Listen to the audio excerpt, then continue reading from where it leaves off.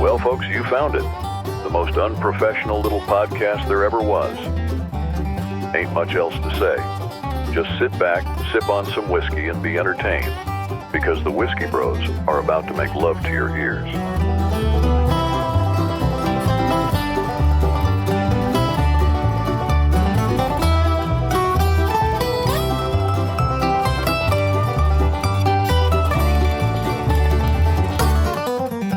Boom! Welcome back to the Whiskey Bros around the table. What is this, like 118, 16? Who are you, Doc? 15, 12? Is Doc here? It doesn't sound like him asking that question. Yeah, no, I'm just doing it because he's not here. And the answer is no, he's not here. He bailed on us last minute. What a scumbag. Freaking Doc. I don't like the way my hair looks right now, so I'm going to put a hat on. Oh, I love the way mine looks. But while I'm doing that, why don't you introduce who we've got on the show with us tonight? Sure. Yeah, we got a special guest, and it's not Doc, that's for sure. His name is the one and only Jeff Jones.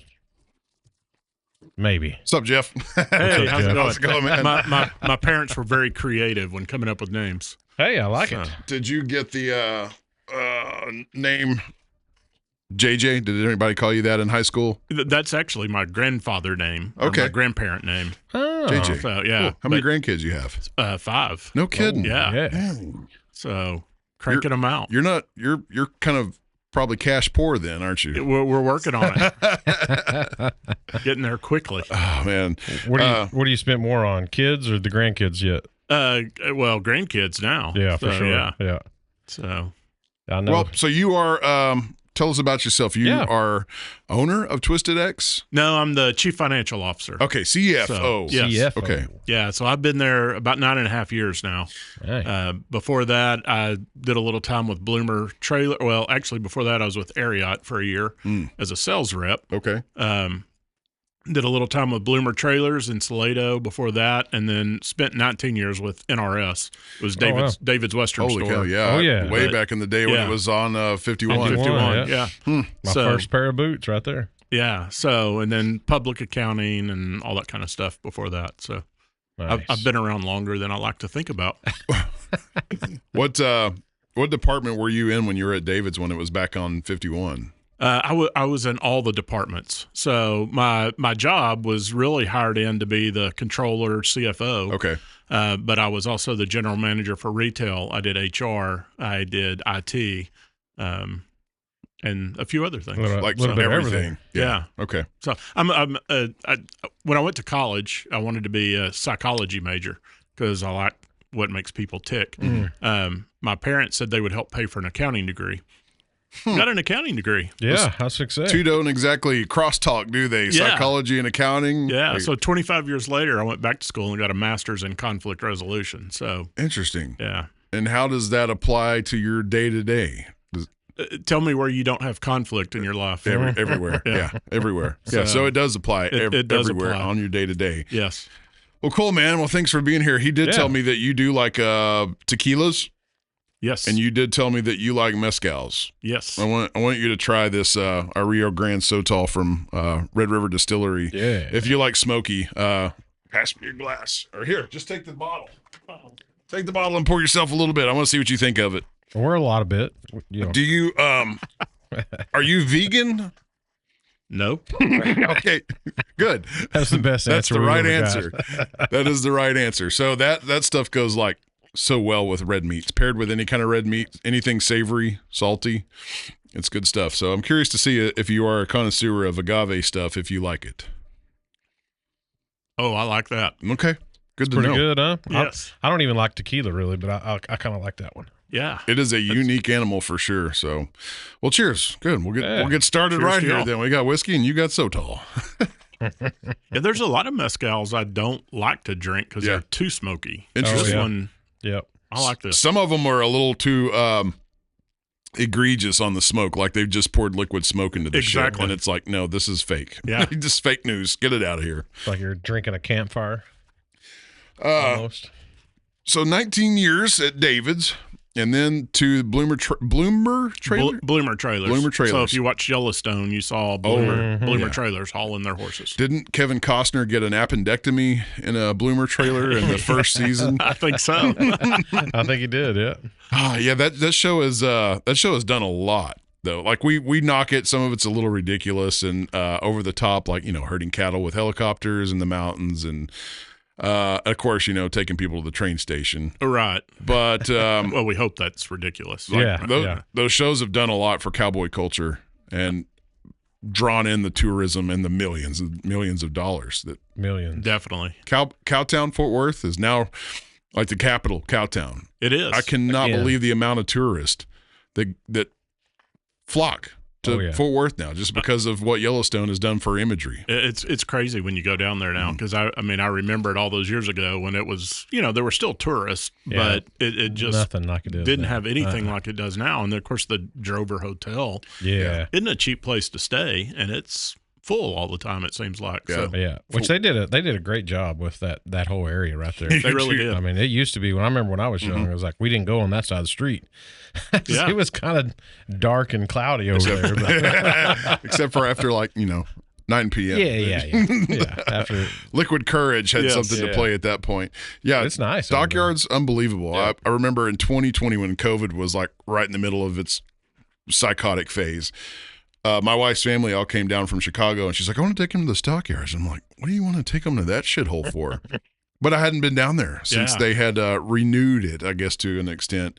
And we went, and it was just, elbow to elbow with tourists and people. And the place had been made into a livable place, I guess is the word. It was nice. Yeah. We had one of our, my oldest grandson was down last summer, and we took him down there, to see the cattle drive. He lives in Missouri. And so we take him down to see the cattle drive, and I'm amazed at all the different languages around me that I'm hearing, and just blown away. Yeah, that who would have ever thought it? Yep. Here it is. Here, and we're living it. We're living it.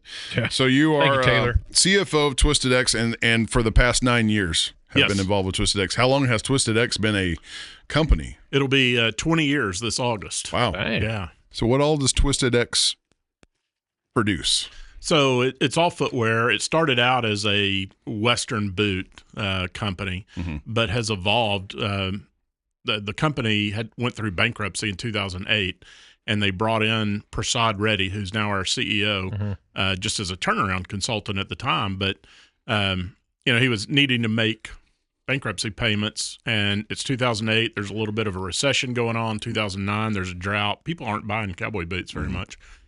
He introduced that Western driving mock, and I was at NRS when it came out, and I remembered us looking at it, thinking, this is a little different. It's very comfortable.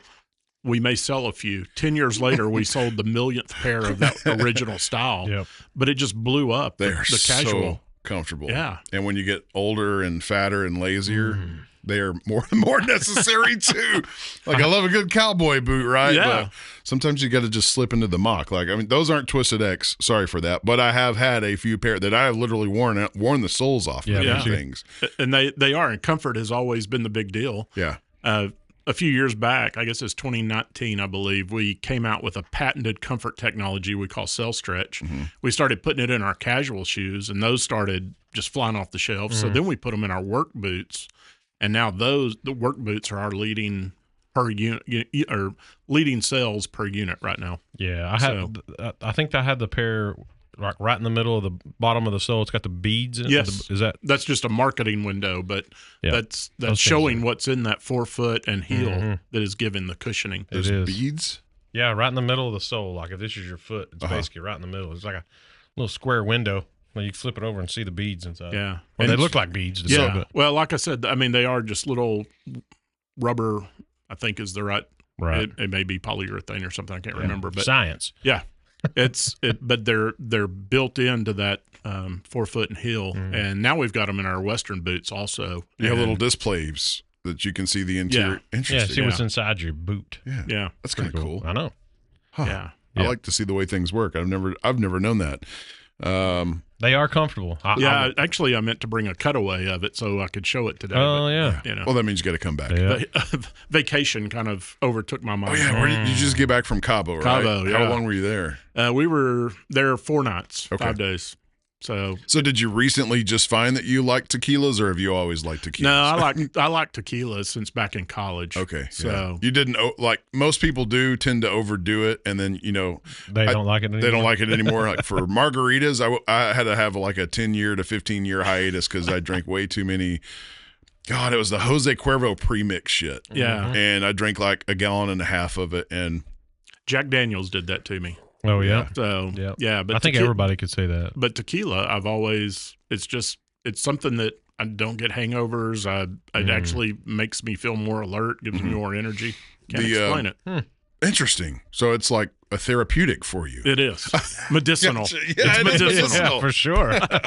I think the agave scene is like set to explode for spirits. It's just like people are really getting invested into the origin and the stories and the families and the culture Yeah.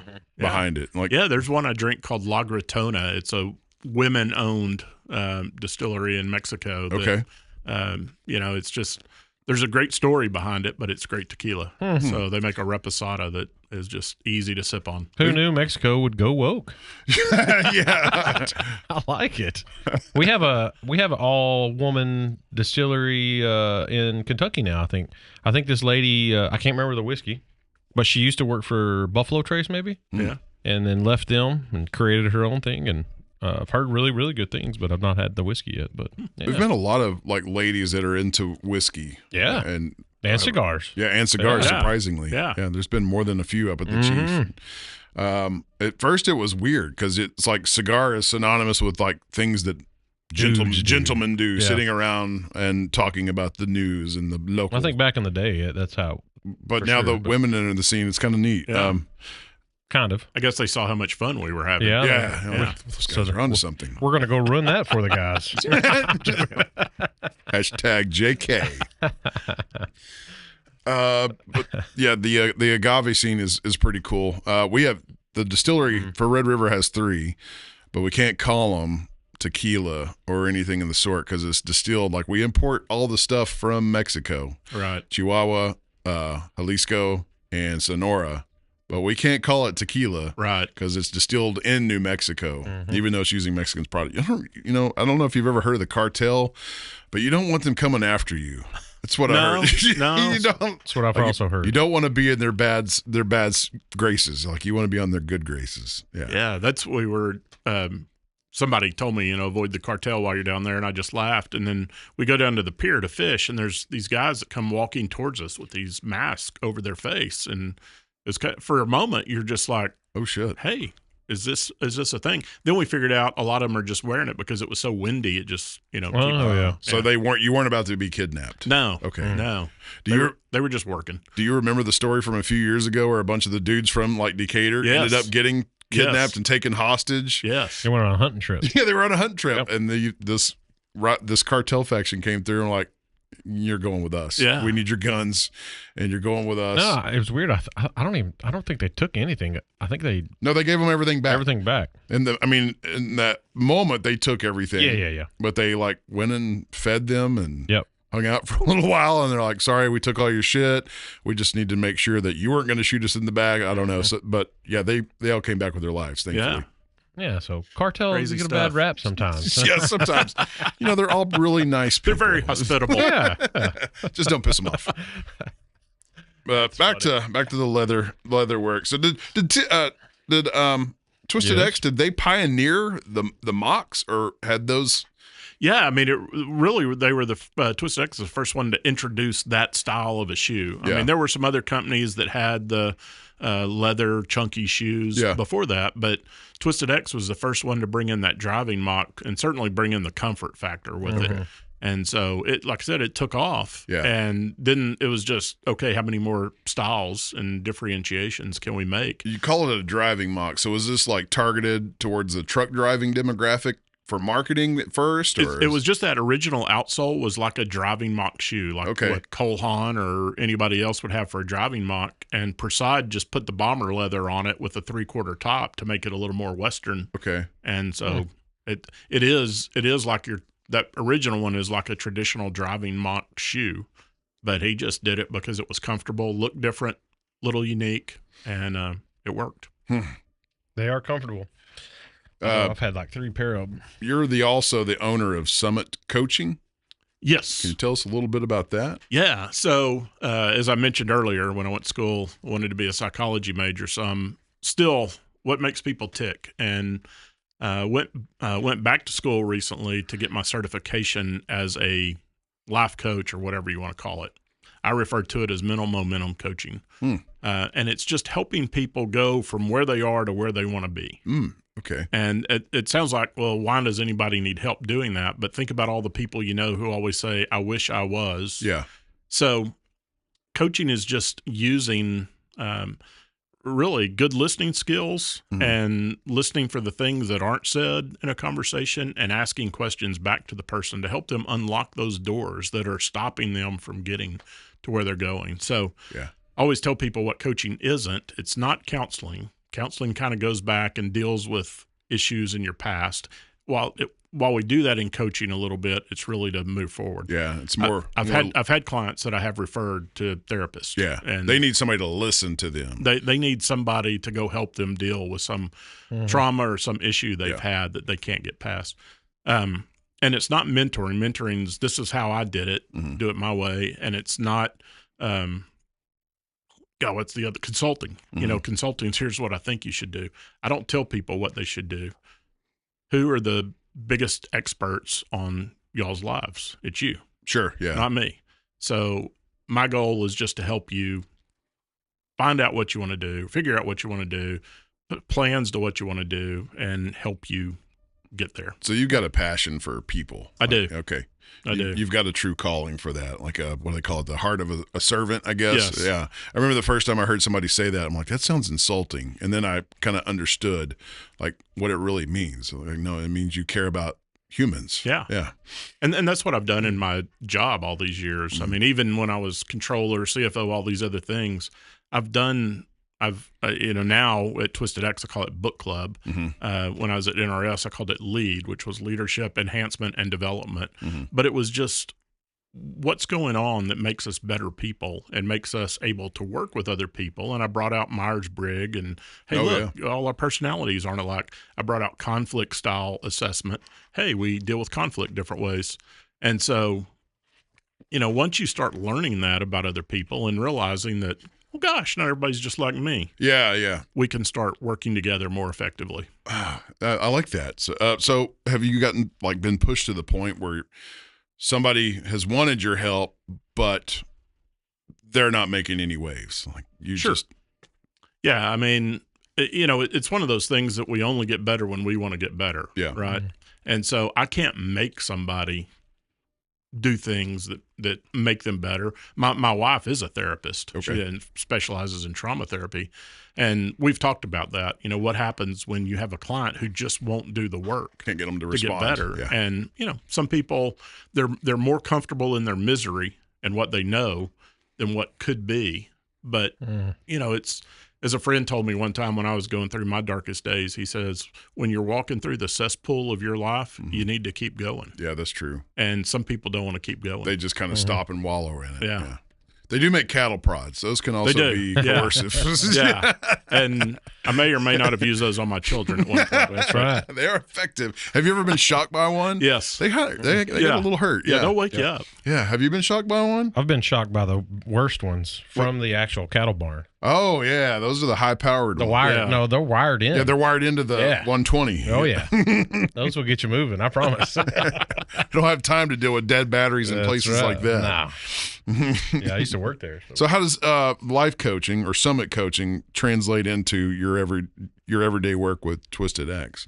Yeah, well, like I said, I at work I do what I call book club. Yeah. But my goal as a leader at Twisted X is to make all my people successful.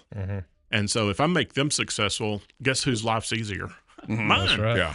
and then they get to do things. I mean, the old adage, go hire somebody smarter than you. That's right. Yeah. So I've hired people who, a lot of them have different skill sets, different personalities than me. I'm a very empathetic person. So when I have to have those hard conversations, it's not pleasant. So I've gone and hired people who aren't as empathetic as me so they can go have the hard conversations. I've gone and hired people who knew logistics better than me so they can help me make the best decisions in our logistics. You truly know how to put the people in place it's to make things work, which is why you're in the position that you're in the position of, surely. Yeah, I figured out if I was the smartest guy in the room all the time, we're all in a lot of trouble. Yeah, no joke. Yeah. So, that's wisdom, though. Like, that's true wisdom. Like, you can't what's the word I'm looking for? If you are like narcissism. Right. If you're thinking you're the smartest person in the room, you're a narcissist. Yes. That's not wise. Yes. It's not good for business. It is not. So are you before you got into Twisted X, were you passionate about what was on your feet? Yes. I've been in the Western business since 94 with, starting again with NRS. And even then I grew up, around Western lifestyle. I had an uncle that had a ranch, spent a lot of time out there. So I was in cowboy boots. Did the whole Justin Roper thing. My first really cool pair of boots was some anaconda skin. Oh, dang. That's nice. Peanut colored cowboy boots. And they're still in my closet at my mom's house today. But yeah, I've just always, I played basketball. So growing up, so comfort has always been a thing for me. Basketball shoes, I'm guessing, are of utmost importance to be one, stable and comfortable while you're playing. Okay, yeah. Gotcha. You did kill one of the bullet points we have here. Like, what was your first pair of boots that were just completely unforgettable? And so, an anaconda pair. We were just talking about that the other day. Yep. We were talking about snake. I'm like, sometimes you look at a movie and you're like, that just looks cheesy and cliche. Snakeskin boots look cheesy and cliche, but I still want some. Yeah. They're just like, maybe not rattlesnake. Well, some of it's illegal. Some of them are protected. So make sure you're killing the right snake for one. Exactly. Can you have custom boots made? We are production only, so we don't do any kind of custom. You do your own snake killing, and yes, somebody else does it for us. Yeah. So do you have snakeskin pairs that are offered? We don't right now. Okay. So who made your pair of anaconda snakeskin boots? I think they were Tony Lama. Interesting. Yeah. Are they still relevant? Yeah. Yeah. You don't hear of them as much as you used to. Not as much, but they're still a big brand out there. Okay. Yeah, you can still spend a lot of money on a pair. I know at one point I had a pair but everybody needs to go buy Twisted X. For sure, yeah, for sure. Yeah. Like there was a Canadian boot company, Boulay. Oh yeah. Are they still a thing? They're still around. Okay. Predominantly around here, it is Twisted X now, because Justin sold out years ago and went overseas, and then Nocona. So the big talk around here is Twisted X. Mm-hmm. That's the name you see above all. Yeah. Especially around Wise County for sure. Speaking of that, tell us how Twisted X ended up in Decatur, Texas. How did that happen? It was just the founder who's not a part of the company anymore, but when he was looking for a place, he was talking to different EDCs around Texas, and the Decatur EDC jumped in to help him out and gave him the best deal at that time. Nice. How long ago was that? It was in 2005. So it was before Facebook. Because now anytime any new company comes to Decatur, it's automatic bandwagon of, this is not what we need. How dare they move a business into the city? It cracks my ass up. Like the new furniture store. Yep. The hate that place is getting is unreal. And it's like the city doesn't get to pick and choose who moves here. And it just doesn't make sense, because you look at our town and there's 7, I think now, maybe 8 home developments, either already started or going to start. So I'm just throwing out numbers here because I can't remember off the top of my head. But let's just say 1,000 homes. What are all them homes going to need? Furniture. But we don't need a furniture store. And a few pairs of boots. I saw somewhere recently there's 25,000 houses either started or planned in Wise County. It's going to be chaos. 25,000. Yeah, I think Wise County is the top 5 growingest. county in the in Texas? Top 2. Top 2 now. It is the second, I believe, at this point. But crazy. it's a good thing Twisted X came in 2005 and not now. Exactly. Because you would have been vilified by the Facebook mob because you're not a grocery store. Or you're not. That's true. Or you're not Chick-fil-A. We're not HEB or Chick-fil-A. Yeah, that's what they want. That's what they want. But that's funny you mentioned David's, because the boots that I currently have on is my second pair of the same boots, and I'm going to show them. Oh, Because let me step aside. They just happen to be Twisted X boots. Those dudes right there. Yep. Those have seen some miles. Well, these are the newer ones. So I bought a pair. No, and I buy them like this. What is this? What do you remember? What Bomber this is? leather. Yeah. Yep. Bomber leather? Okay. It already looks kind of where it wore, if you will. But the last pair I bought was from David's, and then when they went out of business, I wore my other ones out, and I was pissed. I mean, because I even thought about Steel getting toe? them. No. I even thought about getting them resold, but then I went up to NRS.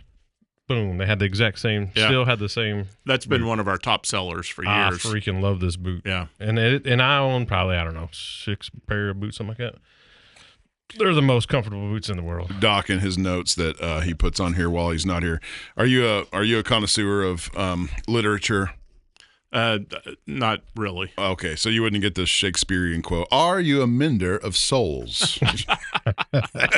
Doc wrote it down when he was up here earlier with me, and he just laughed, and I'm like, dude, what is so funny? It's from Shakespeare. Yeah. Thanks, that's Doc. A Doc Yeah, quote thanks, for Doc. sure. Thanks for Yeah. not being here. Thanks a lot. You know Doc, though, right? Like, even I on a do. personal level. Yeah. Okay. Like he's my doctor. Professional. Ooh, Yeah. We're sorry about Yeah. that. So we've had some very bizarre and Intimate. helpful conversations at times. So yeah, he knows more about me than he should.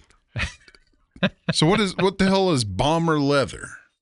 It's just a brown, like bomber jackets. That just that brown kind of. Yeah, I know them, but I didn't know they were called that. Yeah, I don't have a lot of fashion sense, man. Yeah, it's just a leather that looks a little worn. Okay. Yeah. Yeah. So those. How old are those?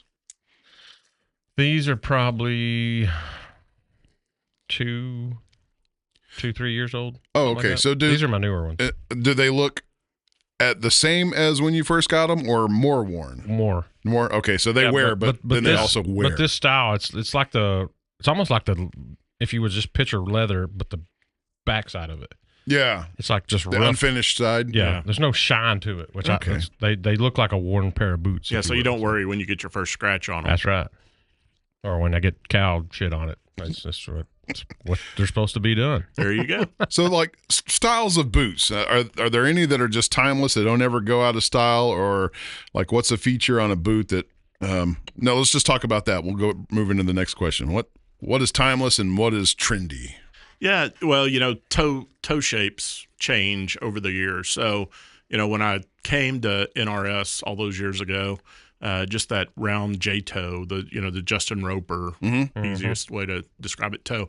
And then it got to the this U toe. So it was a rounder, broader toe. And, that was the thing that was blowing up. And I was like, I could never put that on my feet. My feet are going to look weird. But then I started wearing them and everything else looked weird. And then the square toe came around. And it's just like, well, that looks funny. But then I started wearing it, and now everything else looks funny. As a square toe. So was the square toe? I was under the impression that it was like an older style that was refreshed. Everything Gets recycled. cycles. Yeah, everything cycles. Yeah. And that's the thing about boots. You can Twisted X started their whole thing was bright, colorful shafts, and they were really made for day working cowboys who were going to even tuck their pants into their boots. So they had the taller shafts, but bright colors and flash, a little bit of flash to it. And people still do that, but most people wear their boots over the shaft, and you never see it anymore. Right. But that's still what kind of gives it a little bit of personalization.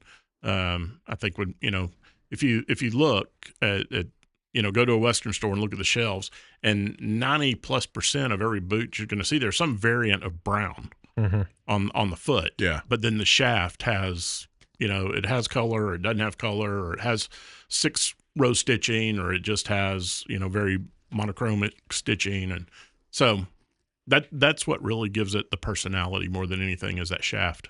If I was a person that didn't speak a lot of English, had slightly browner skin, and the chosen style of boot that I had came to like A point like that. I think you call it the Mexican style boot. What do you call those? Yeah. I know what the slang. The real pointed. I know what the boots, slang boy. term is.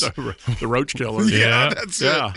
And we're banned. Yeah. And we're banned. We just offended all of the Mexicans. Whatever, dude. They wear them with pride. I know that. Yeah, Yeah. I know. So what they I don't know is there what a more technical term? If it is, I don't know it because just- I've never dealt in those boots. But yeah, I see those and I'm baffled by them. Twisted X is Yeah. not a purveyor of the. No, we do not have. I wonder what the original make of those boots were. What are they? I mean, just to go into a stirrup very easily. Just No, I think it was just something that was different. A styling Oh, thing, yeah. yeah, bling, Yeah. Yeah. just yeah, maybe. bling, I've yeah. seen the Mexican style boots, and it's got a cobra on the front of it. Oh yeah. I think they're making fun of the pointed, but yeah. Oh, probably yes, probably so. If it's a little overstated, I think Yes, it's a comedic act. And you see a lot of the ladies' fashion boots that has what were called the Oh, snip yeah. toe. So it's just a very short little flat piece, but it's almost pointed. Yeah, And so that's popular in ladies' fashion, and even in men's they have a French toe, which is a lot narrower toe, but you don't see that. I as love the often. French, boy. Do I love the French? do the French wear cowboy boots? I don't know. Podcast I don't name. know how it got that name. I'll have to go do some research and get back to you. French. Could've Does the French wear boots? Do the French wear cowboy boots? I do like the square toe though. Like I hope they stay around because that to me that They're not going anywhere. they better not. Nah. They're really good with comfort. Like my toes fit I nicely in think there. that's exactly right. I've Yep. got a fatter foot, and I'm a 14 double D or double E. Double maybe? E. You wish. Maybe I'm a double E. Ds. No, I'm even better. Double E. Yeah. Yeah. So Which is wide, right? The Yes. E yes Yeah. for wide. Yep. yeah, that's I think my size is a 14 double E, Yep. and yeah, the flat toe stuff fits me so much nicer than anything with kind of a point. I think Right. your real cowboys, they make fun of the square-toed people, but Do they really? Is that a thing? I've Um, heard Yeah, most of them are. I think most of them are wearing square toes now. now. Yeah. Aha, they have succumbed to Mhm. Sort of like you and iPhones. that was a long time ago, man. That was one of those things where it's like if you can't beat them, join them. I had to join them, You did join us. even though like now the big push is to go back to a dumb phone. Everybody talks about That ain't no how good. nice it would be for a dumb phone Yes. to be Just part the of our old lives flip instead of phone. this thing that Yeah. just it's an extension of our body, right? It Like is. you can't Can't do you anything. can't do with it. anything about it without it. Yeah, really. That's why I said smartphones have made us dumber. I think so. Oh, I know so, because I mean, just on memory alone. Because like when I first got my phone, I could rattle off 14 different phone numbers. I can barely tell you my mother's phone number now. I don't know. Let me look. So I think it has for sure. We were talking about the manufacturing process, and there was a few questions that got brought up. And like, what is a really important feature on a boot in the manufacturing or styling process that people that goes unnoticed, that people would have no idea is of important as a piece in that boot than it. Yeah, really, it's the shank and how the shank's made. That's in the bottom. Okay. Oh, sorry about that. No, you're where, good. where your foot's laying.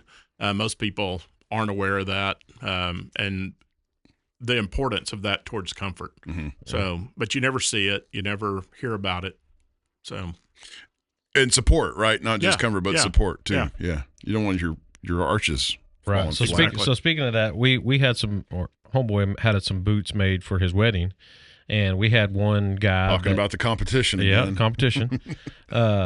We had a guy that said he needed a thicker heel. Remember Dusty? He ordered his boot. Oh yeah, because he's like his one leg shorter than the other or something. So that's going to be more of your special. Y'all, do you Yeah, guys? It's that just gets in- it's yeah. just one. yeah, ours are just pretty much all the same. Pretty much everything's Yeah. the same. There's Even the from, neighbors up north of here, their boot name starts with an F. Yes. Yeah. Might be the Italian mafia, might not. Nobody really maybe, knows. nobody We're knows. not asking. No. Don't We'll ask. just- Don't ask. Don't tell on that. If we don't make it back for next week's podcast, Yep. we said too We loved much. you guys. That's Cool. So speaking of the manufacturing, can you get into details? Like how does so I'm guessing all the stuff, is everything done here in Decatur? once the leather gets here? How does all that work? Now we're getting into dangerous territory. Dangerous territory. Yes. Okay, that's what I was thinking. Yeah. So most leather sole boots are made in Mexico. Yeah. In Leon, Mexico. Oh, we know people from Leon. So They've been on the show. yeah, I mean there's just more factories making Western boots down there than anywhere. Yep. And so all the material, a lot of the tanneries and stuff are down around Mexico. Yep. So that's where a lot of that product is. So now other rubber sole boots are made somewhere else. Okay. And we can dive into that if y'all want to, but Rubber soled boots? yeah, so like your boots with Work that boots. rubber sole on it, or work boots, or any kind of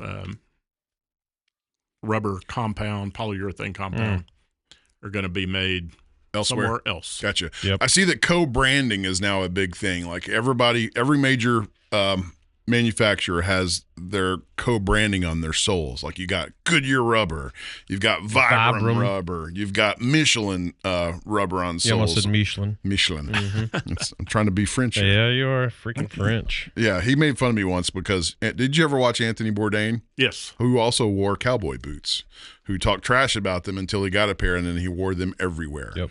But he says Michelin, so therefore I say Michelin. No, he says Michelin. Michelin. Okay, I'm trying to ride It's just Michelin. I'm trying to balance it's it out. Michelin, bro. We're from Texas. That's like once I got in the footwear world, it's Adidas, Adidas? and I grew up with Adidas. Like I don't even I was trying to figure what's he talking about? what is Yeah. Adidas? Adidas, yes. Yeah, but they're a German company, Oh yeah. and so everybody in the footwear world says Adidas. Adidas. Really?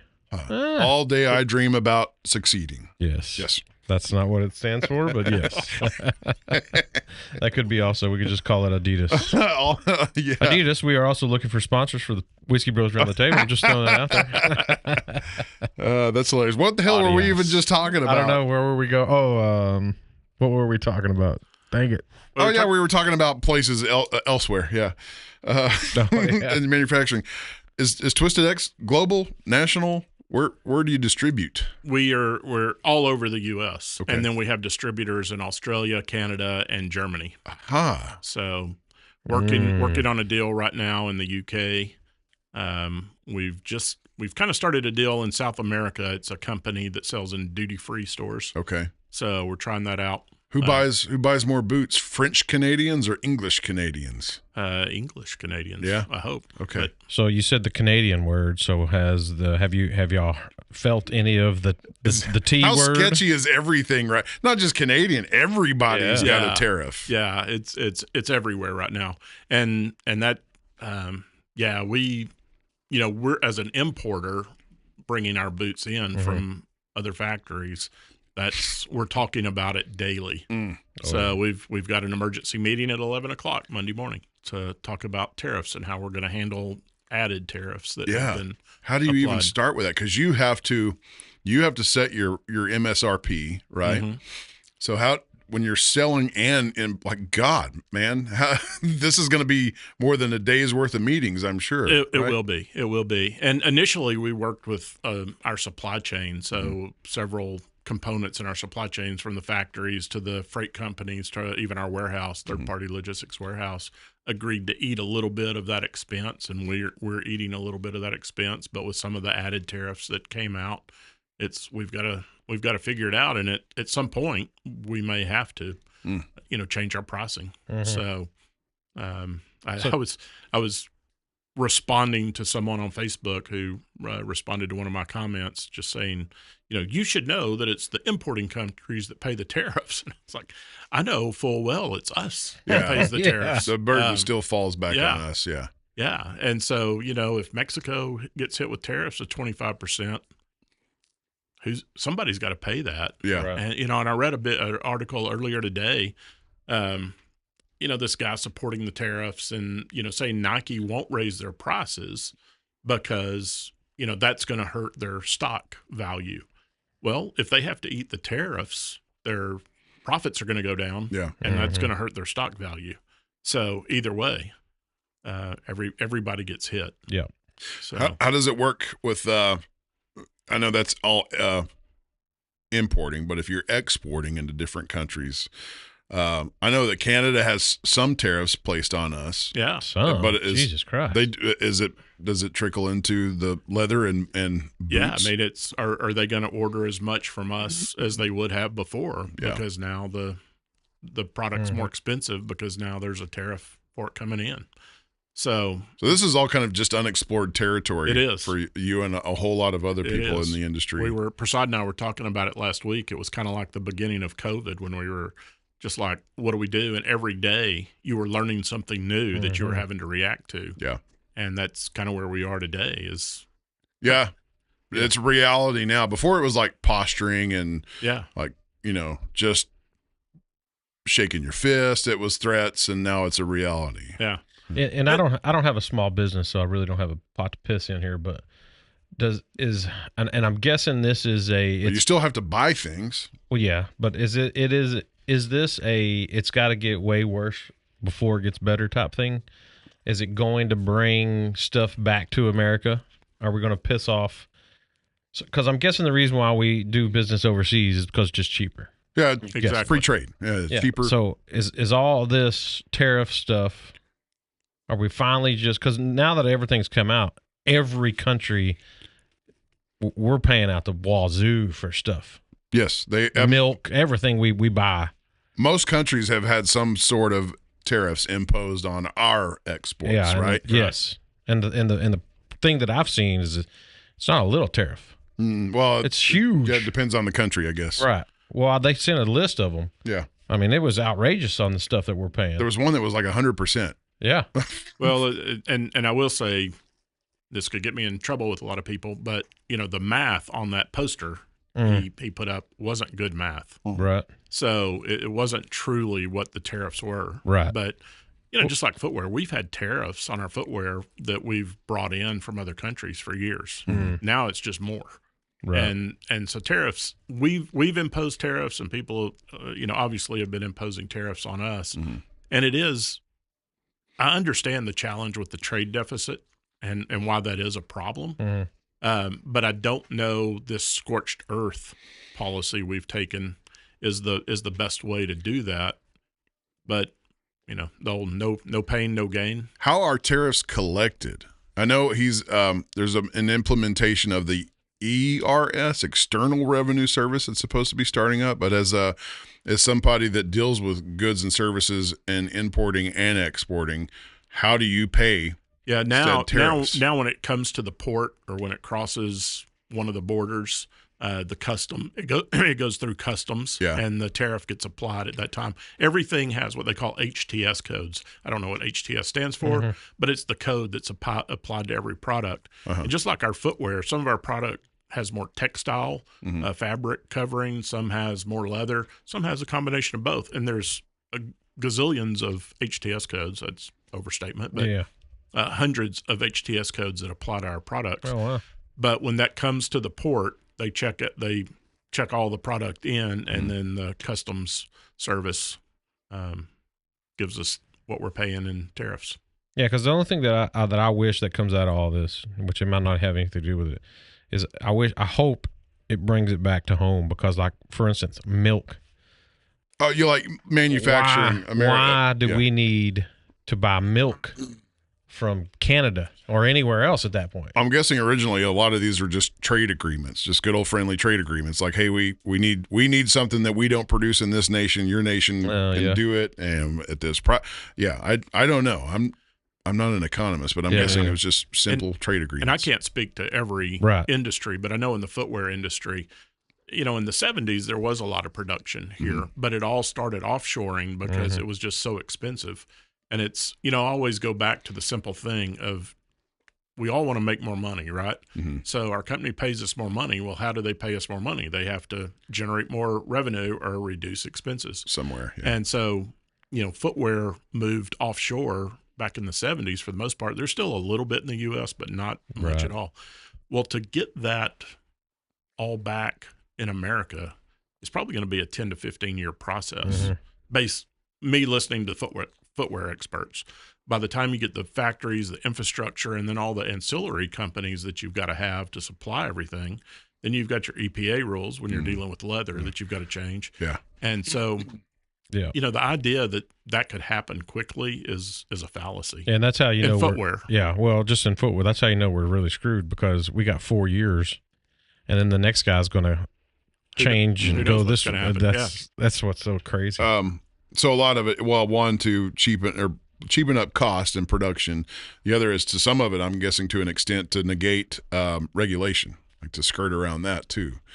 When you mentioned I mean, EPA, other countries aren't as tight on some regulations as we've been. Yeah. And so, you know, right or wrong, I mean, there's things that go on in the tanning process of leather that isn't the healthiest. So we learned about that with Virgil Leather, who was on a couple episodes ago, who you are also a part of. I am. Yeah. Okay, right I on. hang with those guys. They made this glorious cap for us. Are you Garrett's boss? No, no, I'm just the silent partner. Okay, gotcha. Nice. So yeah, how long have you been involved with Virgil Leather? A little over a year. Yeah. So They gave us some info about tanning leather that was mind blowing. yeah. Like, third world countries use urine, and I forget what he called it, but it's can't remember. literally just humans' urine.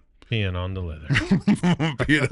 peeing on the skin to make leather. There's a lot of different ways to do it, and it's not a job I would want. No, okay. no. But it was cool to go with it down that whole road of different leathers. Like I didn't like frog. Mm-hmm. You took your frog leather and then All the different hides you can use. it was crazy. It was awesome talking though. But I don't think we did ask them, is there any human leather out there? You know, there's some cannibal countries, Yeah, so I don't think so. I've seen some. There is vegan leather. we did talk about that. Yeah, well, we did. Okay, so that's a good segue.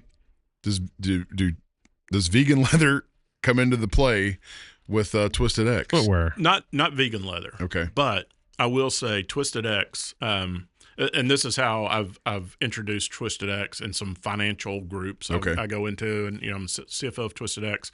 We're a company that cares about people and the planet, and we make shoes to fulfill our passion. Okay, how does that work? Planet is a big deal to us. Yeah. And Prasad, is dead set on the idea of, I want to leave the world a better place for my kids, grandkids, and great-grandkids. So several years ago, we just really started focusing on finding ways to use upcycled, recycled materials in our footwear. The first big thing we did was we found a supplier that recycled plastic water bottles into fabric materials. And you'd be blown away by how soft this fabric can be. Like I've guys right here. Yes. So we have upcycled over 8 million water Holy bottles cow. to put into our shoes. That's like what, 2 days? I was going to worth? say, what's sad is that's like 2 days worth in the United States. And I've actually got some material now that Prasad brought, that a local restaurant that found out about what we do said, hey, I want napkins made out of recycled plastic water bottles that I can wash, and I don't have to throw away and buy new. That's crazy. All that. So that really kicked it off. And then we use recycled bamboo and laces. Yeah. We use recycled rice husk in some of the outsoles for footwear. And then we partnered just a few years ago with a guy who figured out he could take all the scraps in the factories, whether it was rubber, polyurethane, leather, whatever it was. He could take that scrap material and say it's rubber. He could mix in 15% new rubber with that and create a reconstituted rubber. Same thing with leather. He has to do, I think, 20% new leather. And so he reconstitutes that scrap that's fixing to go into a landfill into a product that we use a lot of that in our shafts. Interesting. Wow. So today, and then all of our outsoles today are made with this blended material. So Okay. every product we sell today has some component of That's been recycled. Yeah. And some shoes have a high percentage of that. Do y'all advertise that? We do. Is that a market mover? Yeah. I mean, we promote that a lot. And it hasn't been a big deal in the Western. I mean, Western's still our core. Yeah. But I was talking to a guy, I know, I actually took him this one shoe that we have made that every component in it is environmentally friendly. We don't use any glues, anything like that. We have a patented stitching process that we use for that. And I took it to him, and I go in his house, and Fox News is on the TV, and very conservative thinking guy. And, you know, he's telling me about his grandfather, who's a cattle rancher, and, you know, very proud of his heritage and coming from that background. And then finally we got around to the shoe, and he said, so how do you market these to the greenies? And I said, can I get your grandfather's phone number? And he goes, what do you mean? And I said, tell me he's not worried about the water or the grass and what's on or in both of those if he's running a cattle herd. And I said, I'm looking at your place right now, and you got high dollar horses sitting out there. Tell me you're not worried about it. Yeah.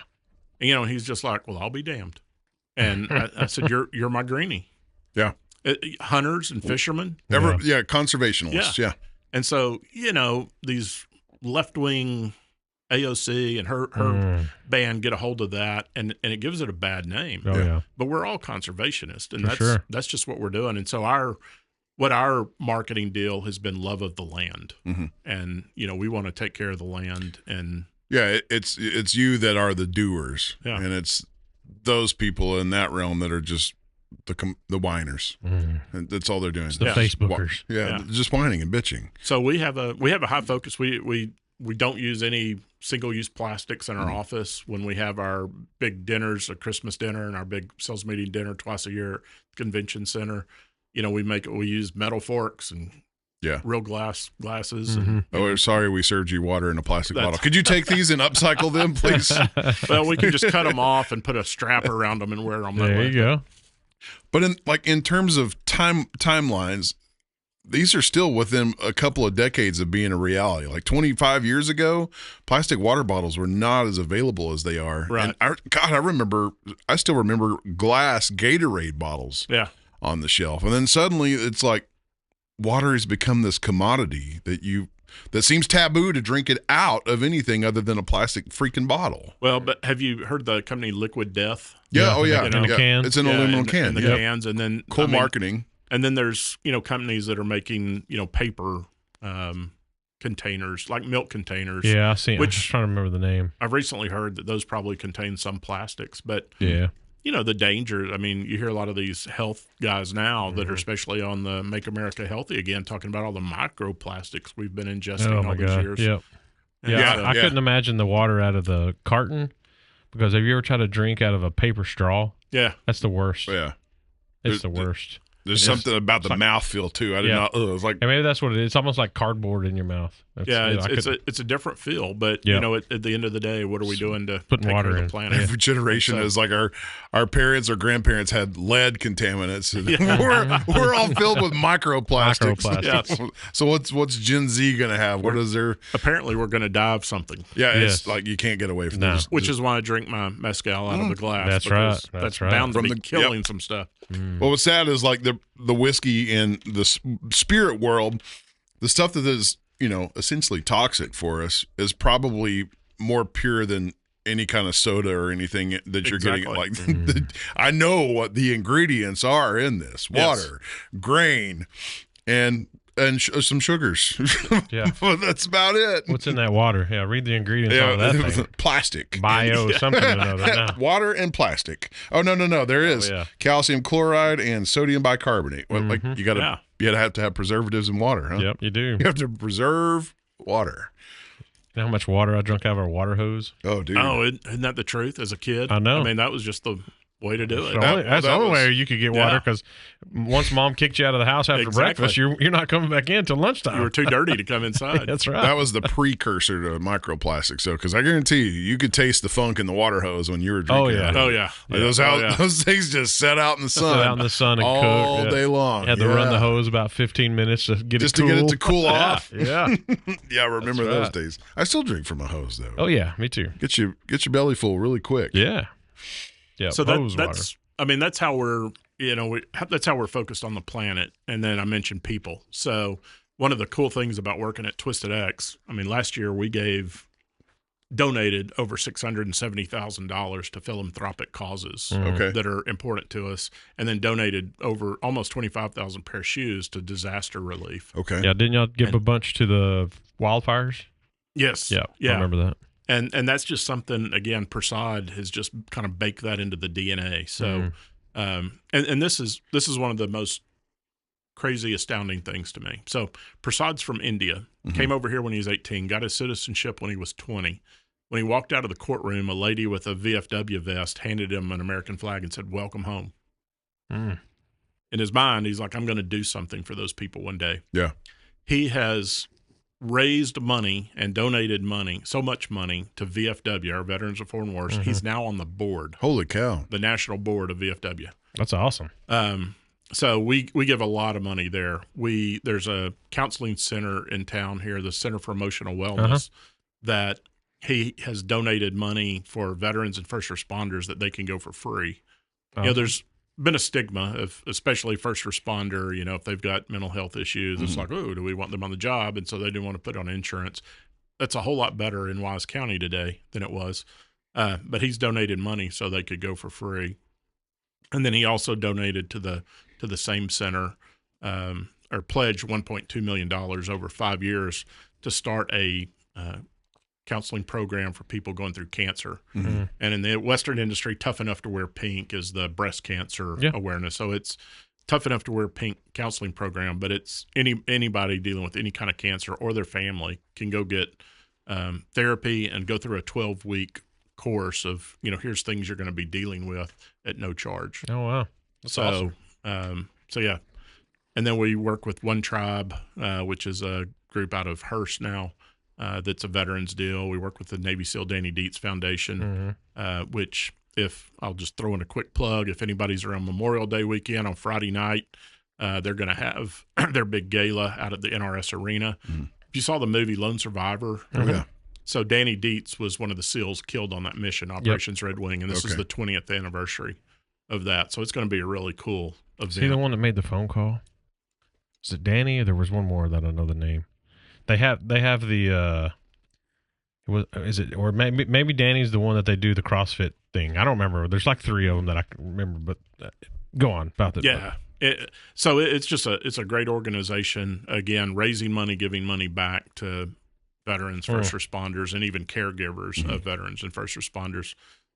So we're just Children's Advocacy Center, if you're familiar with that, here in Wise County. Yeah. It's help working with kids that are victims of you know, felony abuse. And it's just crazy to watch Prasad. I mean, when so the counseling center here is run by this beautiful woman. She's my wife, Kelly. And Kelly brought 3 first responders over to just thank Prasad and tell him, you know, what it meant to have that available to him. And Steve Stanford, chief of police over in Bridgeport, you know, spoke up finally. It was the first one to kind of speak up after all the chit chat and said, Prasad, we wanted to come thank, and he got thanked out, and Prasad just put up his hand and said, we're here to thank you. Yeah. He said, I wrote a check with some zeros on it. Y'all write blank checks every day. Yeah. We're here to thank you. And it's just that kind of mindset that it's really cool to work there and be a part of that, knowing that, you know, we deal with all the crap that anybody deals with in a corporate business all the time, and, you know, fighting tariffs and personalities and whatever it may be.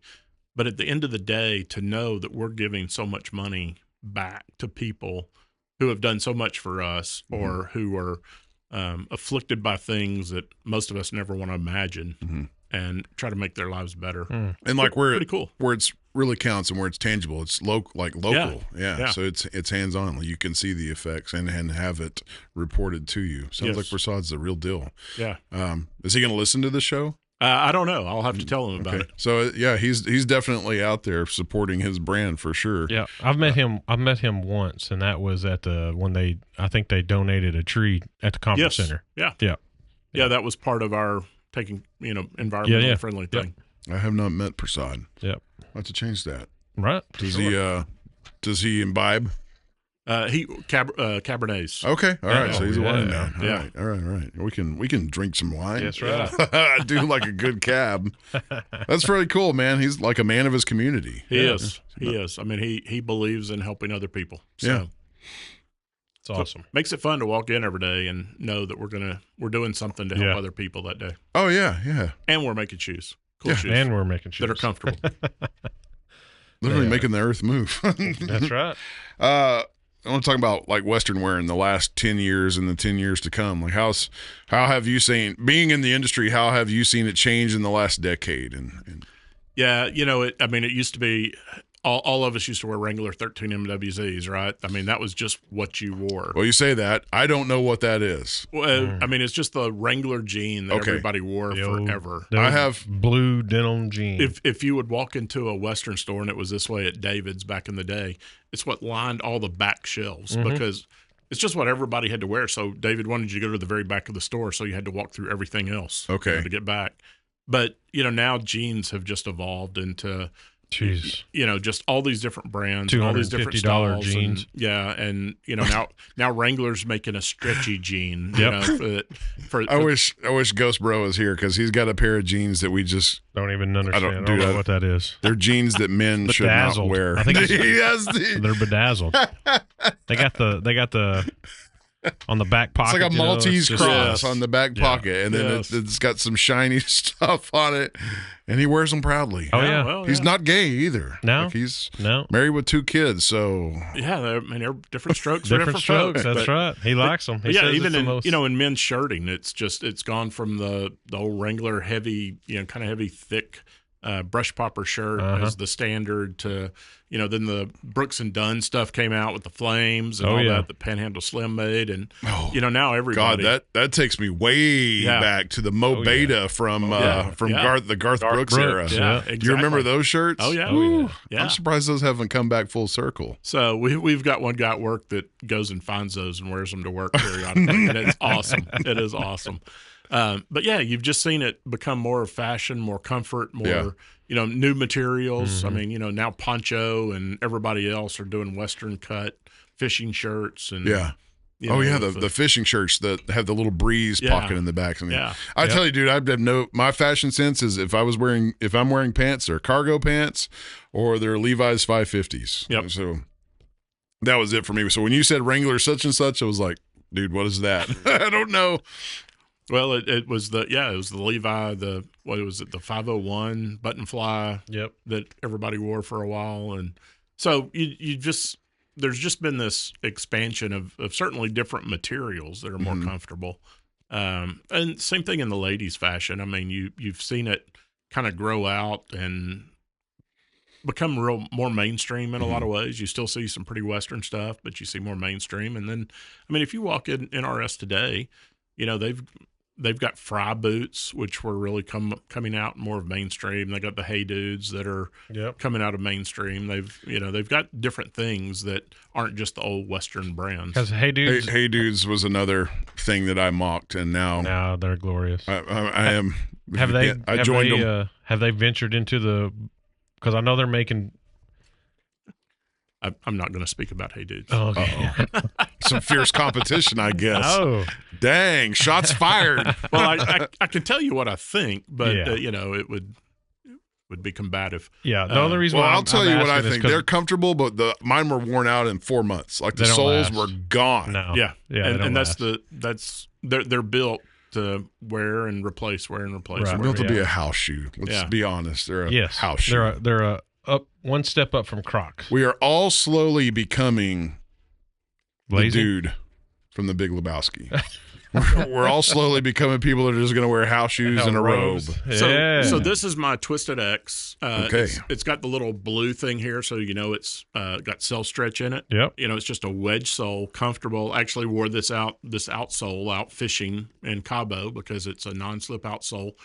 And I just turned 60 recently, so I've gone to the slip-on. Yeah. And, just something that's easy to get in. But, I mean, God dang, it's comfortable. Are you a size 14 too? Yes. Okay. Yeah, I'll let you try this on when we're done. I'm glad to know that your CFO is a size 14, and you're probably what, 6'5"? 6'6". 6'6". Okay, yeah. I'm sorry I underestimated you. That's all right. But that's good to know because I know that I should always be able to find a size in Twisted X. Yeah, footwear. We've got the wides. We've got double E's. So. Okay. Big fat feet. What is the biggest shoe y'all go up to? Do you know? I believe it's 16. Good God. I don't know if we do a double E in a 16, but we do in 15s. Do you have any endorsements from celebrities or people that are high up there that need you, NBA stars that wear like size Shaq. 8? We actually have a Shaq size shoe in that original driving mock that it's just a display. We don't sell it, but yeah, our only endorsees right now are Shad Mayfield and Brittany Spears. Oh my goodness. I don't know if you want to be associated with her at the moment. No, all of a sudden my mind just went blank. It happens. Yeah, rodeo people. Okay.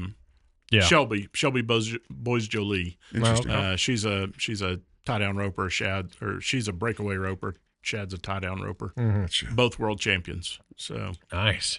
What size shoe does Shaq wear? It's like a 27 22, or I 2 think. or Good something. God. 20 something for sure. yeah. But I saw when he was here in Paradise, like we have friends that I know their size Yeah. and some like Carson. Carson's as tall as I am. And he looked like a baby Yeah. in front of Shaq. Yeah, it's unreal, That's a man. big man. One of the oddest moments I ever had. I don't know if you remember Sean Bradley that Oh, played yeah. for the Mavericks, but I got to go to a Mavericks game and stand out on the court one time before a game, and Sean Bradley was standing a foot away from me, a foot taller than me. Oh, And my I'm just God. like, this is so That's odd. unusual for you Yeah. to have to look up to somebody, right? It was odd. And he's also the size of that cable right there. Exactly. Was he lanky? Exactly. Oh, he Okay. was, boy. Yeah. I can remember when the Mavs first got him, man, we were excited. Me and my best friend was watching it, and he went up to dunk and just laid out on the floor. He was just so tall and he looked like a giraffe almost. Oh, Yeah, Sean so Bradley. where's it heading the next 10 years? Boy, isn't that a great question? You can have a sip of that. I didn't mean to Yeah. interrupt you. Well, that's all right. If I knew the answer to that, I'd write a book. But, I think we're going to continue to see it evolve again more as different materials come out, not necessarily styling. I think the styling will still stay somewhat true to the Western heritage. Western seems to kind of go through these cycles. I mean, urban cowboy back in the day, and Western blew up, and then it kind of went down, and Yellowstone has certainly brought a revival. I honestly think COVID was a good thing for Western because we kind of got back to our roots a little bit. We weren't doing all the stuff. We weren't go, and even people, outside of Texas, poor folks. Poor folks. Feel for them. But, people all around the country, I think, really started appreciating, they started fishing more. They started camping more. Oh, yeah. Getting outside more. And I think there was appreciation for that lifestyle, which a lot of that embodies Western. And then, of course, when Yellowstone came out, it's, the romance of the West. Yeah. Everybody has it. And the Everybody has take it. no shit attitude too. Yeah. Like you're fierce and independent and rugged. Yeah. Yeah. Yeah. And it's a lot of that attitude that really made this country. I mean, even in the very beginning. Definitely. And it wasn't like people showed up, on those boats, and there was, people, nice kitchens and air conditioned houses. I mean, it was rough. Yeah, they had to. I can't imagine going back 100 years and living. Oh, we talk about that more often than not on here. Like, just how did people live in this region without air conditioning? Yeah. like and work, not just live. Yes. And, work, Well, not even work. Survive. survive. Yeah. Yeah. I mean, it's crazy. Could you imagine making boots without an air conditioning Well, without environment? machinery, Yeah. too, to do it. It was Yeah. all, Yeah. that was your machines. Well, when I was in high school and early college, I worked for Coca-Cola in the summers on delivery routes. And so you're out all day hauling Cokes, hauling those big containers. Great job. Paid me well, helped pay for a lot of my college expenses. But all the guys there told me, don't forget what it's like working here in the summer. It's just as bad in the winter. Get your degree. and they were just adamant about that. Yeah. And I spent good advice. 6 years working on docks at Roadway, loading trucks and trailers. Yeah. On open, unair conditioned docks. And it was after 6 months of that, I was like, I'm going to go to college. Yeah, I'm going to do something. I didn't finish college. So, do y'all, in your sales, do you feel like is it more the Western style or more of the shoe, if you will, that y'all seeing right now? It's, like I said, right now our work product is our biggest seller. Okay. Casual's second biggest seller, and Western's third. Okay. But Western has grown tremendously over Right. the last year because we have that comfort technology in there now. My beliefs is, Ariat came out with a comfort technology 25 so years ago. It took 4 or 5 years for that to really catch on. One, they had a rubber sole, and anybody who rode horses was like, I'm not putting a rubber sole in a stirrup. And they addressed that, and that kind of blew up. And I mean, now they're really the big boys in that Western boot space. But I think, and I've told Prasad this, I believe that what we have in comfort technology will do the same thing. Mm-hmm. And in 20 years from now, we're going to have a big shelf space in the Western boot market because comfort matters. Yeah, it does. So, but it's still our core customer base is still Western. I mean, Boot Barn's our biggest customer. Cavender's is our second biggest. NRS here in town is one of our top 10, and a great partner of ours. Mm-hmm. But we are branching out. We're in Dillard's. We're in Zappos platform. We're in Shields. We're in Bass Pro with our snake boot and some other stuff. Western wear in Dillard's? Yeah, well, our casual shoes. Okay. So, I'm not gonna lie, I didn't even know Dillard's was still. Dude, it's still it is still a thing. It is still a the thing. mall in Denton still has a Dillard's. I was just in San Angelo and Abilene. They both have malls, which both have Dillard's. So it's still they're still alive. they're very solid retailer. Yeah. So, I remember when I was younger. I mean, we went there all the time. We went to the mall. Period. Yeah, the mall sure, was yeah. an event. That's where you went. You spent the entire Saturday there. Mm-hmm. Yeah, figured out where you want to eat in the food court. Yeah. And hang out all day. They still exist. They're still a thing. Yeah. I think they're kind of coming back. I don't know. You think? I think so. I see everyone I've been to is packed with people. Yeah. Have you ever been to the Mall of America? That's way up in Minneapolis. No. Have you been there? I have. I think it's insane. It is. It's Like crazy. It blew. Like, cause we had a buddy that lived up there, and we went and played golf. And he said, I'm going to take you guys, or you got to see this place. And I was like, oh, okay, it's big. He goes, no, it's huge. Yeah.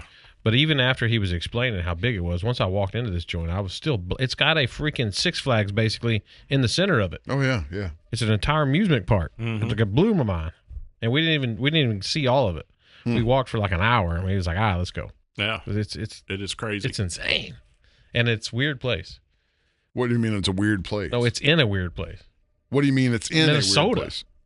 Oh, there's people that live in Minnesota. It's cold. They want to get out of the cold weather into I the guess mall. that's true. That's I why guess it's it's indoors. a big place. Stay warm there. You can spend 2 days in that mall. It's crazy. We talked a little bit about the representation and imagery of boots being about resilience and rebelling and the tough as nails type crowd. But are there people celebrities, influencers, whatever, that have kind of surprised you by the fact that they actually wear boots? Is there anybody that you've known in your life, not even known, but in your personal life or professional or outside of that has like shocked you that they wear boots? Well, I mean, right now it's again, can't think of the singer's name.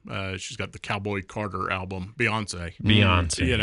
Is just all about boots. And again, you see more and more people wearing boots. We have another line of boots called Black Star boots. It's a ladies' fashion line, and I never saw I didn't watch Game of Thrones, but apparently the Queen of the North on Game of Thrones was photographed in some of our Black Star boots. Oh. And we just didn't call and ask for a free pair or anything. It's just what she was wearing. Yeah. And Nice.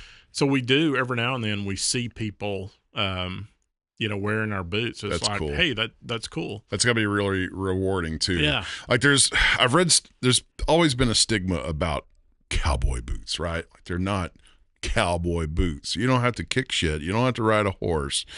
You don't have to be in law enforcement. That was the biggest quote for a while. Like if you're going out for an event, if you're wearing boots, the only reason better be because you're a cattleman or a law enforcement, Texas State Yep. Texas State Trooper. That better be the only reason you're wearing boots. Like that's such a bullshit stigma. And Yeah. I think that was, who knows, a few decades back.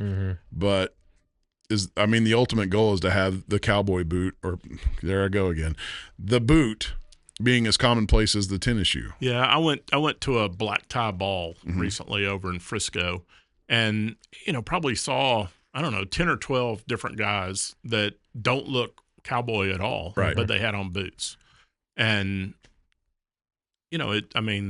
people have found that they can buy boots that are comfortable, that they like, and they look good. They look just as good as some of their other dress shoes, Loafers. Yeah. and sometimes built better.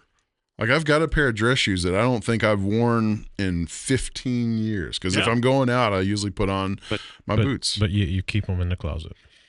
Yeah, well, they have their reason, I guess. It's do they? I don't know. Do they? I'm trying to think of the last reason I had to put them on. I think it was because I was in a wedding and I was a groomsman, and it was the attire, like what he wanted for the groomsman's outfit.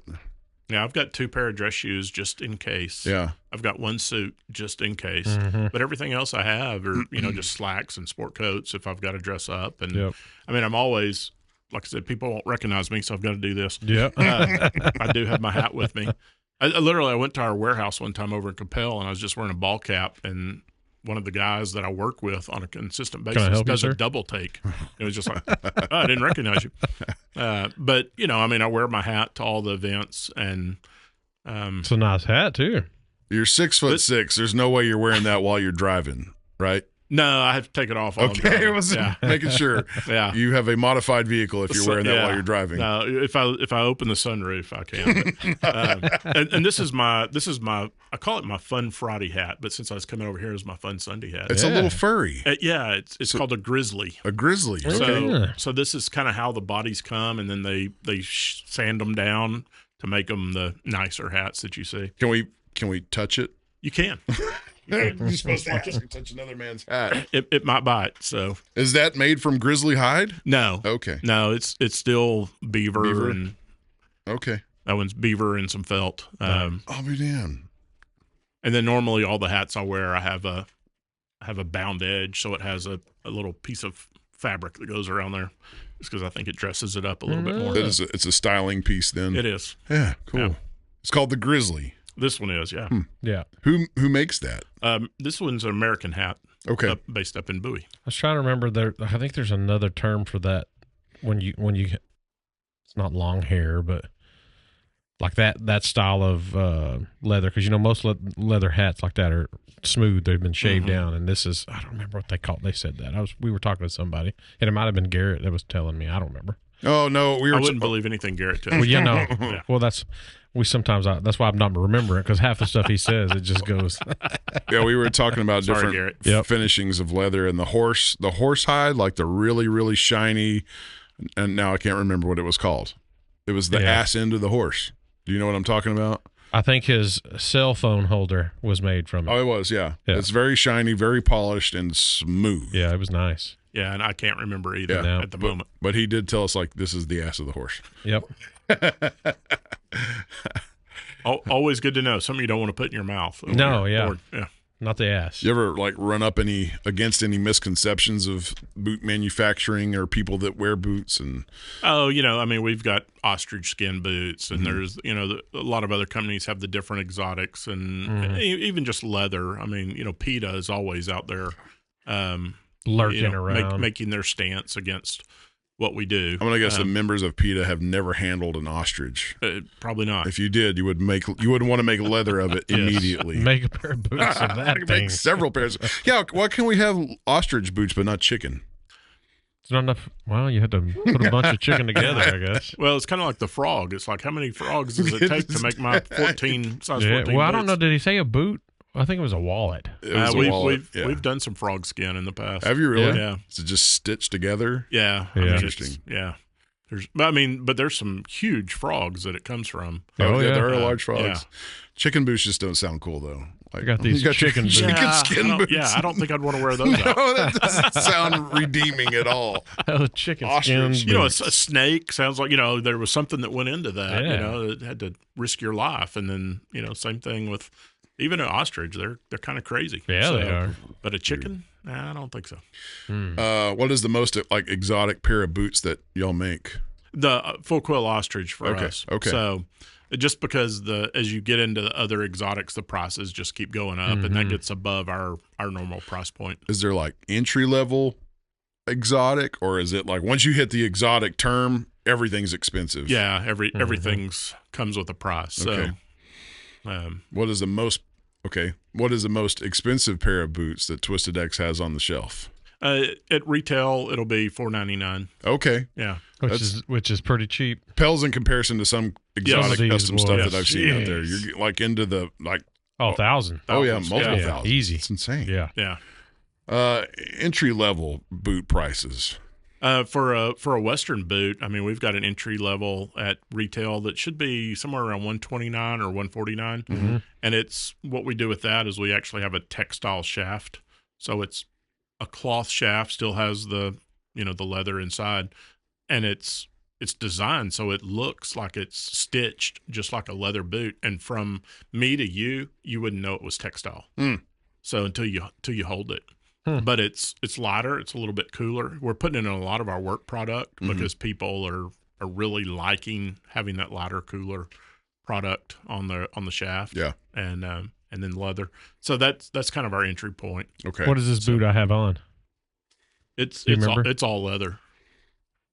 Oh, at retail? Yeah, no, I know what it is. I bought them. I know Okay. what it is. But so when you say, what'd you say, textile or not? Yeah. So on the shaft, Yeah. where the blue is, we're doing textile in that, and we could still have that pattern on there. And like I said, from just 3 or 4 feet away, you can't really tell it's textile, but it's light. It makes the boot lighter and cooler. And a little bit less expensive. Yes. Okay. Yeah. This is the most comfortable boots. I'm not saying that because you're here.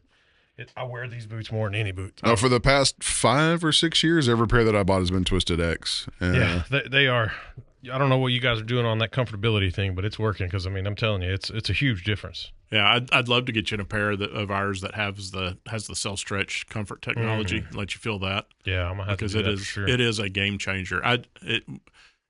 When they first came out, they were telling me about it. And of course, sample sizes aren't 14, so I had to wait. But it's just like the slip on. It's got that self stretch in there. Yeah. And as much as I love to wear boots, I find myself a lot of mornings just putting these on because Oh yeah. they are so comfortable. Well, I had the pair what I was telling you with the window on the bottom of it, but it wasn't a slip on. It was basically this one step up, kind of come up the ankles and had to lace it. And man, I wore those things out. Yeah. Like, I mean, wore them out. I know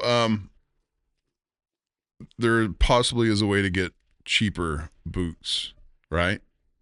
Maybe. There's always a way. Okay, so, but not everything is accepted onto the shelf. Are there rejects or seconds or whatever that you can get? Not with us. I mean, Okay. we don't sell anything that doesn't pass our QA. Check. It just gets discarded and Yes. started and Yeah. started again. And our defect rate is one of the lowest in the industry. Wow. So, Okay, so I was wrong then. Yeah. Okay, so if it doesn't pass, it doesn't leave. Right. It doesn't leave the warehouse, Yeah. or distribution, or whatever you call it. yeah. Manufacturing. And we still have some that go out. We had a Western boot that went out that we had a lot of problems with separation from the sole and the vamp, and we've got that fixed. But still, based on number of pair we ship compared to what we get, that there is a defect problems less than 1%. So, Oh, that's wow. astonishing. Yeah. Yeah. How many pair over all your products, how many pair are being manufactured every year? Well, yeah, that's a great question. So, I mean, we sell about 1.7 million Wow. last year. Okay. So that's how many went out. We produced more than that. So I need to go figure out what that number is. That's pretty cool though. That's a big number Yeah. for a brand that's just a little over 20 years old. Yeah. Yeah. Yeah. A little company out of Decatur. Yeah. That's crazy. So it's always interesting to me because I find these people who want to, like, I'm going to this treasury management conference and our bank is having me come down to speak at this conference. And I'm like, I'm a little CFO of a little Western company in Decatur, Texas. But I'm big on technology. I mean, I'm always trying to find ways to use technology. I rather pay people to use their brains and their fingers is my common phrase.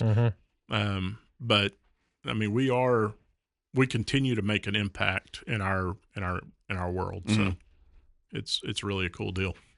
How is technology shaping or changing the manufacturing, distributing, marketing process of being in this industry? Yeah, it changes everything, right? So I know on the manufacturing side, even though I'm not as involved in that because we don't own the factories, but using technology, using ways of taking people and again leveraging their minds, not their fingers, is going to continue to be a big deal. Certainly within our office, I mean, we're very focused on, how do we use data analytics to be smarter about what we're doing. And so from our sales team to my accounting team to the logistics team, we're using data all the time to how do we get better? How do we make better decisions? The top line on my whiteboard in my office says, "I trust in God. Everyone else has to bring data." So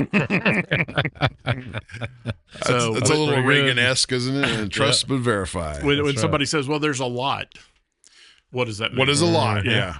Is that 3 or is that 300,000? Yeah. I need the data. That makes a big difference. So it continues. I mean, we're just watching it evolve, even in our office, and to how are we even using AI and Chat GPT, or I use Claude, but how are we using those things to? They're going to become mainstream. Yeah, like they're going to be integrated into everybody's life. I think whether it's the internet all over again. When the internet came out, everybody poo-pooed it and was like, "Oh no, this is never going to take off. Why would you want people that you've never met, being networked to you personally?" Now look at the internet. We can't live without it.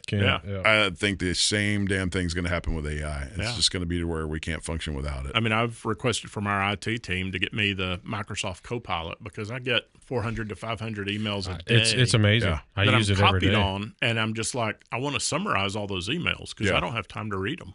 Yeah, and you utilize it to respond, to send them. Yeah, it's great. Yeah, it's genius. So it is just a digital assistant. Yeah. How many employees do y'all have? About a little over 60. Total. That's cool. Yeah. And then marketing. What ways do y'all find is the most successful to turn heads and bring eyes to your attention? Yeah, I mean, social media. Yeah. is probably still the biggest eye catcher. Yeah. We do some of the old traditional ads in magazines and those kind of things. Radio or just we haven't done a lot on radio. We do. We've done some YouTube, not a lot. We're working on that right now of having somebody describing more about the boots and putting that on YouTube. But you have to have somebody just to do YouTube. Yes. So we figured that out. Yeah. So we're not good at it.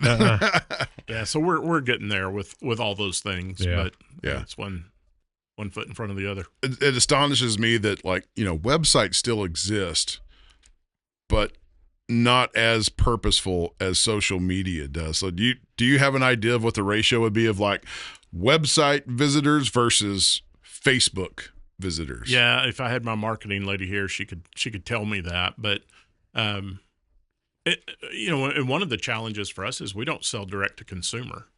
So we're still that old school wholesale distributor. We only work with our retail partners. So our Facebook doesn't get as much attention as it would if we were direct to consumer. Yeah, we were selling direct to consumer. Okay. But I would venture a guess, and if you're listening to this, don't kill me.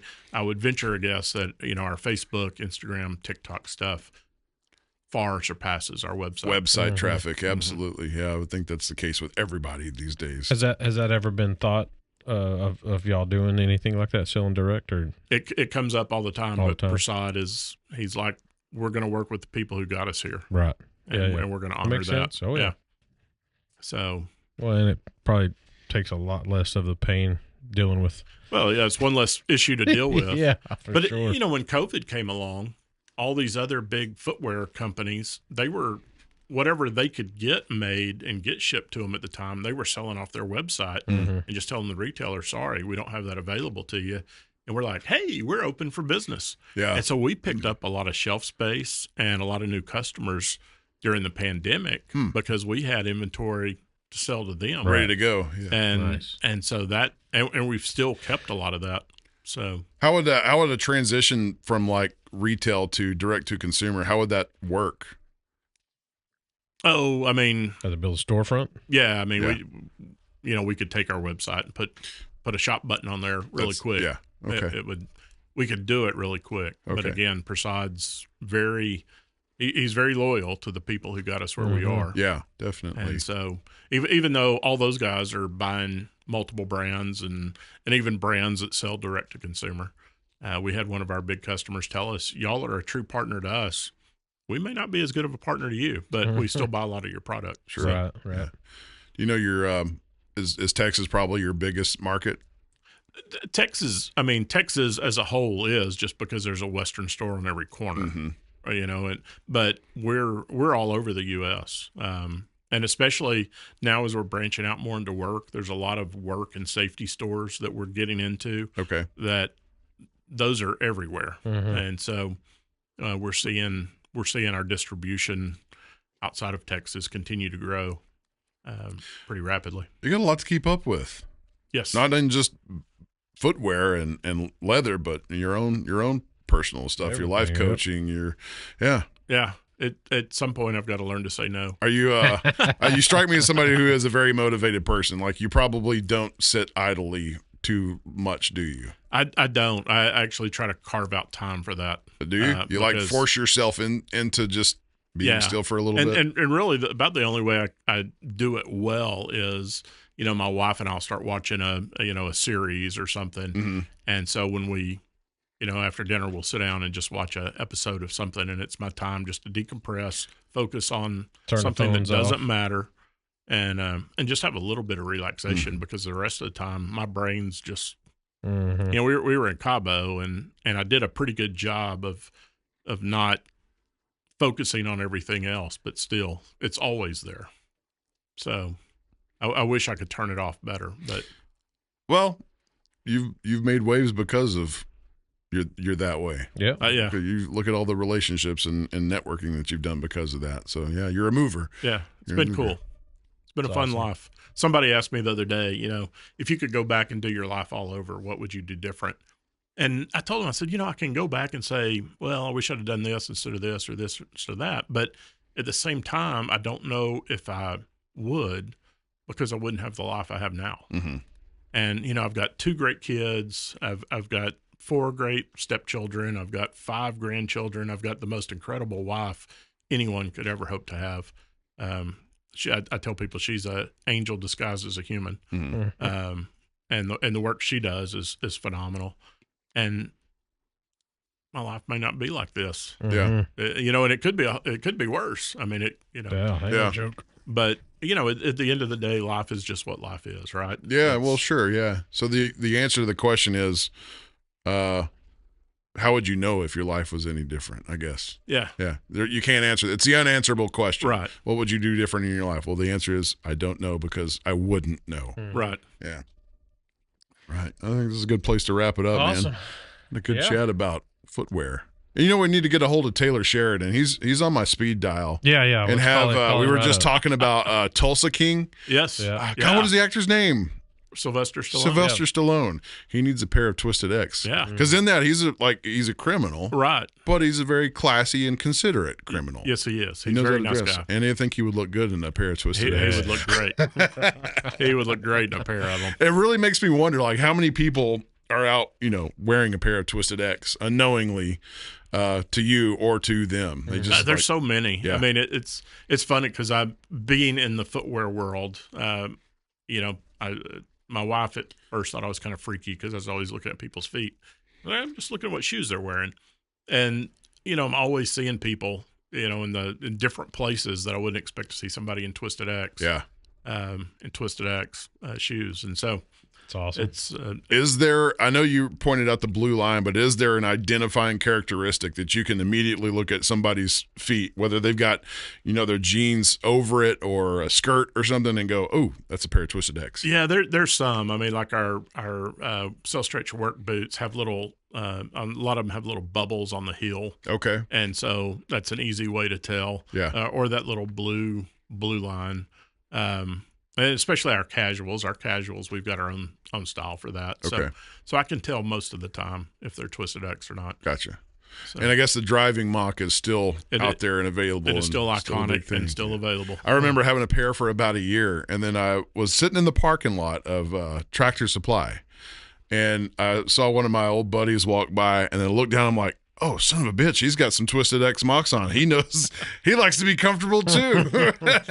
And he was in the septic business. And I called him and I'm like, those shoes are comfortable, aren't they? He goes, damn right they are. I said, are you working in those? He goes, shit, yeah, I am. I said, okay, all right, good for you. Yeah, I've got a good friend of mine owns a business here, Paradise, now Decatur, and I don't know if I can advertise for them. Sure, Yeah, you can. Yeah. Chris Lowry at Lowry Wholesale and Lowry Yeah, Metals. we know them well. And Chris one time sent me a picture in his closet and had 7 pair of Twisted X in there. Just goes, just want you to know, love your shoes. Yeah. And I was like, all right. I have 3 pair in the closet. I've got 1 lace up, and 2. I've got 1. I don't remember if it's a work boot. No, it's got smooth leather on the bottom, so it's, what would you call it? Just a cowboy boot. Okay. Yeah. And then I do have a 1 pair of work boots, and they're really light. Yeah. And now we have we call it our ultralight outsole. Yeah. And I mean the outsole, we do this marketing thing where the normal blue collar work guy walks 20,000 steps a day. Yeah. And the impact that has on his footwear would be the weight of an elephant. Yeah. And we've got these boots that have reduced the weight of the boots by 3 or 4 ounces. And, that doesn't sound like much till you think about how much you walk. And Maybe I need to send you a picture of them. That may be what they are. I bought them a couple of years ago at NRS, and I was like, and I knew they were Twisted X. I just put them up and put them on. I'm like, oh, these are nice. Yeah. But they're almost as light as like my Brooks, yeah. Can't say running shoe. Don't run too much. My Brooks walking shoes. Yeah, they're almost as light as those. Like unimaginably light for any leather-made boot. Yeah, and we have a new lady styles out right now. The men's is coming. We call it Featherlight. It's the shoe is the weight of like a Snickers candy bar. Oh wow! And my wife got a pair when we were at NFR last year, and now she has 3 other pair, and has started wearing those. And we were in my mom. We just had to put my mom in a nursing home, and we were down there a few weekends ago. And the aide that was there that weekend, was asking us what we were doing. And Kelly is like, "Oh, I'm a, clinical social worker and therapist," and thought they were going to connect on this healthcare level. Mm-hmm. And then she goes, and then he's the money guy for Twisted X. And she's like, Twisted X, those are my favorite shoes ever. And then Kelly goes, and she goes, what do you do? And I'm like, what? And I always tell people I'm an accountant. Yeah. Because, I don't want to, I got a fancy title. Right. But Kelly goes, he's the CFO. And she's like, wow, that's, I'm just going to can't wait to tell my friends I met the CFO of Twisted X. And it was just funny because it's like the accounting guy's the rock star. Yeah. Because I work for a great shoe brand. Yeah. Awesome. Obviously, you represent them well. But this is a good appeal to the working class out there that are listening to this. Believe it or not, we do have some blue-collar fellows that listen to us. Yeah. But, like, if you're in the construction world or industry, whatever you're doing, if you're on your feet, like, treat your feet. I'm not joking when I say, like, these work boots that I've got. Treat your feet. Treat your feet. I wrote it down. These work boots that I have are extremely comfortable and lightweight, and you're going to, like, notice a difference after a full day's work. Yes. I guarantee you put on your old work boots and then put on these, you're going to notice. Oh, yeah. It's going to be a thing for sure. And, like, that's a righteous investment for somebody that's in the blue-collar world. Take care of what takes care of you. Exactly right. So, yeah, I would say money well spent. Well, thank you. No matter the cost. So, well, thank you, sir, Awesome. Jeff. I think that about wraps it up for us. In your coaching, do you advertise that for anybody, or is that just pick and choose? Or no, it's for anybody. Would you like to tell people where they can find you? Yeah, well, LinkedIn is the easiest place to find me, and my LinkedIn thing is Jeff Jones 940. So you can find me there, or you can email me at Jeff@Summit SUMMIT Collab COLLAB.com. Nice. So What was the LinkedIn address? Jeff Jones 940. Okay. I got it written down. We'll put that. We'll tag it all in show notes. Cool. So Thank you. we can direct people to the company. Like if you've been living under a rock and don't know about Twisted X, we'll find you that avenue to get to them. All right, Jeff. Well, thanks for being here. Thanks for chatting with us. And, Thank you, guys. And good luck to all the endeavors that you have going on. And, I appreciate it. For sure. and thanks to Twisted X. We really appreciate the time. Heck yeah. You bet. Thank you. All right. All right, everybody. Thanks for listening. Good night.